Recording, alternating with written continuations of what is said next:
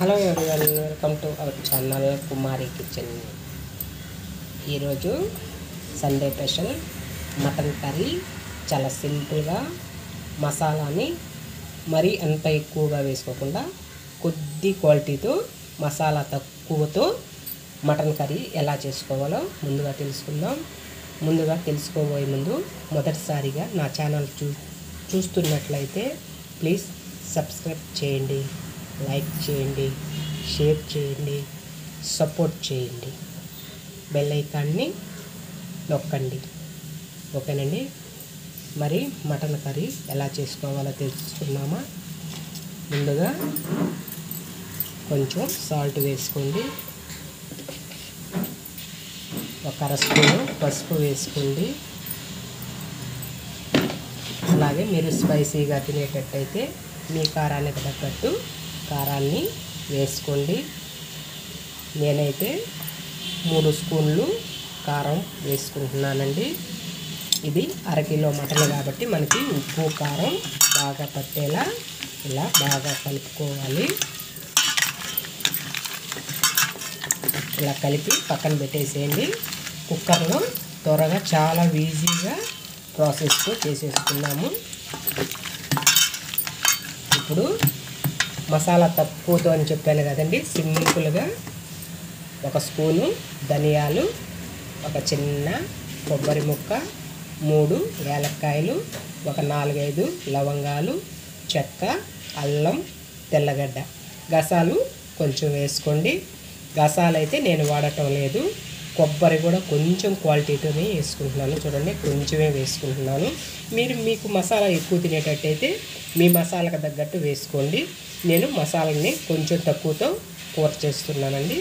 ఇప్పుడు వీటిని mixie పట్టుకుందాము. Cut చేసి కొబ్బరి, అల్లం, తెల్లగడ్డలని కట్ చేసుకోండి.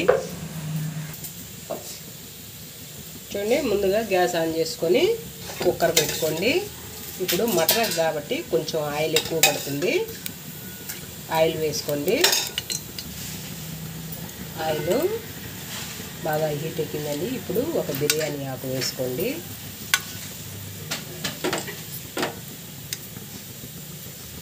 ఇప్పుడు సాజీరా, మిరియాలు, జాజికాయ వేసుకోండి. కూర చాలా స్మెల్గా చాలా బాగుంటుంది. ఇప్పుడు 2 ఆనియన్స్ ఇలా పేస్ట్ చేసుకోండి. 2 టమోటాలని ఇలా మిక్సీ పట్టుకోవాలి. ఇప్పుడు ఇవి బాగా ఫ్రై అవ్వాలి. ఇందులో నుంచి ఆయిల్ డివైడ్ అయ్యేంత వరకు బాగా ఇలా గరిటతో కలుపుతూ ఉండండి. ఇప్పుడు మసాలాను కూడా మిక్సీ పట్టుకున్నాం కదండి, ఈ మసాలా కూడా వేసుకోవాలి. ఇవి బాగా పచ్చి వాసన పోయే వరకు ఆయిల్ బయటికి తేలేంత వరకు బాగా కలుపుకోవాలి. చూడండి, మనకి మసాలా అయితే బాగా ఆయిల్ చూడండి ఇలా పైన ఇలా తేలిపోయింది కదండి, బాగా ఫ్రై అయిపోయింది. ఇప్పుడు ఒకసారి కరివేపాకు వేసుకోండి. ఇప్పుడు మనము ఉప్పు, మిరప్పొడి అన్నీ వేసి పెట్టుకున్న మటన్ని ఇందులో వేసుకోవాలి. ఇప్పుడు ఈ మటన్లో నుంచి వాటరు ఇంకిపోయేంత వరకు బాగా ఉడికించుకోవాలి.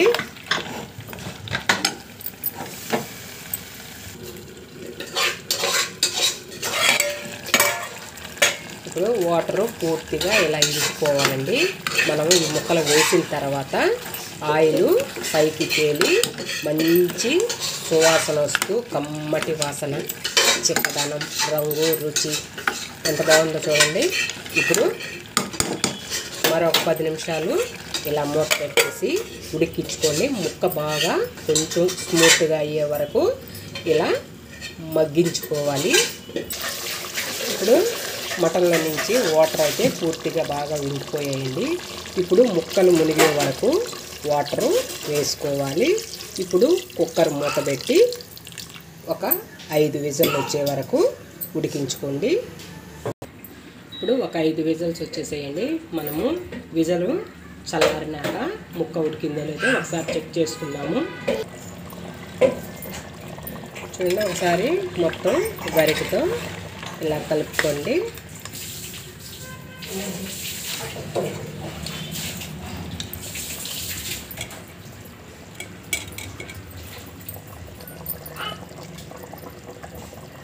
చూడండి, ముక్క అయితే మనకి పర్ఫెక్ట్గా ఉడికిపోయిందండి.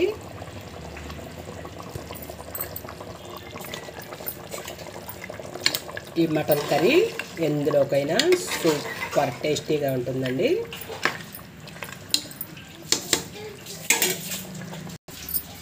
ఇంకానండి, ఫైనల్గా కొంచెం కొత్తిమీరని వేసుకోండి.